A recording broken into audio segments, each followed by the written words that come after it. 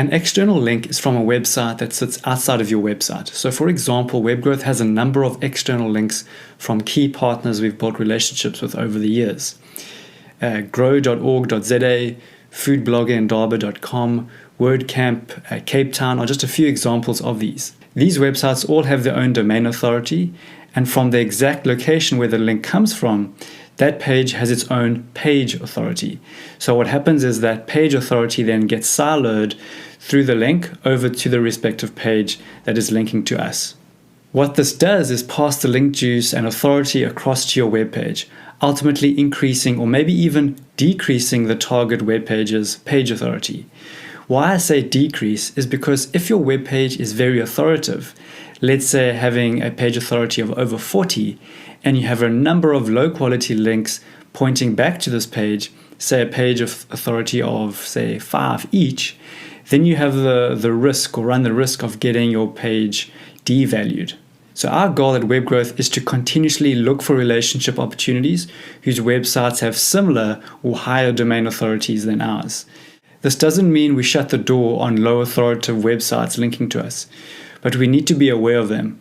Sometimes you can't control who links to you either. So on a number of occasions, we've had bloggers link to us, and we can't obviously say no to these. The fact that people are linking to you because your content is worth mentioning on external blogs, I mean, that's something amazing, and you can't just say no to. So just what I'm trying to say is be actively aware of the fact that you want to be going after high quality, high value websites and not low quality websites. External links, however, can have no value if there's something called a no-follow tag on the link. And this is where it can get a little bit complicated. So I've inserted a link below this video for extra reading. And please do read through it because you will be quizzed on it a little later. Now that you have a basic understanding of what an external link is, let's take a look at internal links. In principle, an internal link's purpose is to connect web pages from the same website all together in like a myriad sort of fashion. So an internal link will keep you on the same website. It won't send you off the website like an external link does. So just like an external link transfers page authority onto another page, so does an internal link. It just moves the page authority around the same website. And why this is so important is because you can connect multiple blog posts to your main money pages, ultimately increasing the page authority of that landing page that you want to rank for. And you want to do the same for content pillars that exist within the blog. The Online Marketing South Africa article is an example of a content pillar. Another example of an article is the Digital Marketing Jobs article that we've got. We've always known this to be important, but never have seen it so effective while accidentally testing this theory against the Online Marketing in South Africa article. We know it because we have a reporting framework to monitor our progress. We use something called Web CEO to track internal links to a landing page. We haven't found, to date, we haven't found a piece of software that can do something as well or even similar to that. So let's take a step back and review the steps to our realization of the importance of internal links. So firstly, we received the comments from a competitor on this article. We took notice of this article that was published roughly 5 years prior to the comments. So we then updated the article to make it more current and fresh.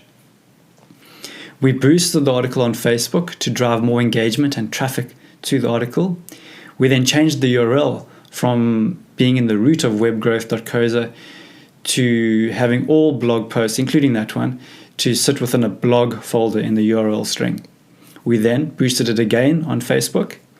We then changed the publish date to the current date at that time, which meant that the article went to the top of the blog feed. We didn't realize at the time, but the landing page for the blog had quite a strong page authority and still does for that matter. We realized the close relationship between page authority and internal links using Web CEO. From that moment on, we realized that is where the real magic happens. So with these changes, the article started to rank for online marketing. Naturally, I was a skeptic and thought that the accidental internal linking strategy was rather correlation and not causation. I began to build a few more links from other fairly authoritative blog posts that we had. The blog post went further up the rankings, and at that stage was ranking in the top 3 in Google South Africa for online marketing. Still a skeptic, I tested it on another landing page, and yes, those pages now rank for the keyword that we're targeting. Our course page ranks for digital marketing course. We also rank for digital marketing jobs. The same article is starting to rank now for marketing jobs, which is massive for us in terms of our traction and getting awareness out there of our brand.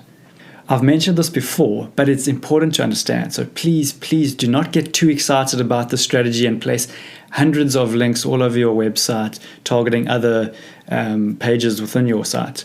This is a very spammy technique and Google will most likely red flag you and lead you to being penalized by Google. So tread carefully and don't overdo it. So always think of the user when creating your internal links. Make it appear natural to the user. The content that the user is reading at that time, to the anchor text, to the link, to the targeted web page within the link, all of these need to be in context to what the user is reading at that time. The best example I've found is a blog started by a person called Penelope Trunk. Have a read through her articles and notice how she places links very neatly and subtly throughout the article. She also is not afraid to link out to external websites, which is an interesting point because you start to see that even as her, a very authoritative person, she's not afraid to link out to other websites. Because ultimately what she's doing is she's adding value to that user who's visited her website. So I'm sure the thinking is for that user, if they found value on her website, they'll go back to her website and they'll keep coming back for more. Once again, this is another important video to understand.